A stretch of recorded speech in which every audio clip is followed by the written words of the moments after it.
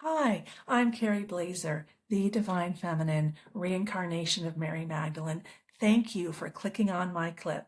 But I want to let you know that I have a free ebook linked below, my 6 Divine Feminine Self-Love Strategies. They will help you transform your emotional wounds into personal wisdom. And I take a multidisciplinary approach. I include the laws of physics, psychology, neuroscience, shamanism, mysticism. I went wild, okay? So men can understand and women can understand. There's something there for everyone because what I learned is when something's true, it's true in multiple places. All right, please like and subscribe and help me distribute my ebook to everyone for free by exploding my channel. Take care. Enjoy the clip. Bye. So this is it, my 6 Divine Feminine Self-Love Strategies. And my daughter's a photographer. She did all the photos. Nothing like, it's all family here. I keep it family. So I wrote that I explain these techniques in 6 simple lessons, supported by the laws of physics and physiology. I take a multidisciplinary approach to healing as men and women respond to knowledge and wisdom differently. Also, when something is true, it is true in multiple places. These pieces of wisdom and knowledge will help you become more aligned with self-love as we create heaven on earth together. Yes, that's my goal, is to teach everyone that self-love creates heaven on earth. Why? Well, I'll go into the basics right now. We are souls having a human experience. Physicists have proven that we all have energy bodies. It's also been proven that the heart is a vortex. Like, did you know that in an embryo, blood flows before the heart is formed, and it flows in a spiral because a spiral is the most stable way of flowing energy. When you go in a straight line, it breaks easily.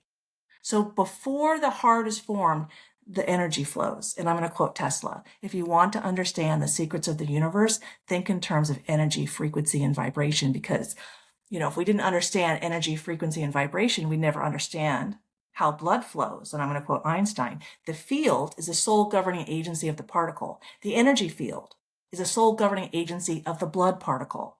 Or the energy field, our souls, are the sole governing agency of our body. And epigenetics, the field of epigenetics, and I'm full nerd, I know, teaches us that epi means before genetics. So what's before which is the same thing as the field is the sole governing agency of the particle. When something is true, it's true in multiple places, right? Okay, so we start with the energy. When there's a lot of anxiety, fear, and shame and guilt, then we have excess cortisol in our system, excess inflammation, our gut is destroyed, like we don't take care of ourselves. But when our energy is filled with love, compassion, and enlightenment, oh, there's self-control, there's preparedness, there's civil discourse. I'm emotionally mature adult and I don't get triggered easily. And I prepare and I have self-control. Okay, I'm gonna dive into, there's 6, but let me just go to the second one, which is the love hierarchy. And this is the problem that I see with tasking kids with community activism. Self-love comes first. Kids need to learn how to have a secure attachment to self, how to fill up their own cup of love, and then eventually have overflow and learn to pour from the overflow so they always have plenty of love for themselves. That's a healthy adult. Having, kids running in the street, getting hit by cars is not self-love. And it's not community love. Like, look at all these steps they need to go through before they're ready to do community love. Okay, so spouse love, child love. Why spouse before child? Because when you have yourself and your spouse are, strong as can be, that's the safest environment for kids, and kids will leave the house. Like, I'm trying to get us out of divorce here. I came from a divorced family. I got a divorce. So I'm like, okay, how can we solve problems that I've experienced?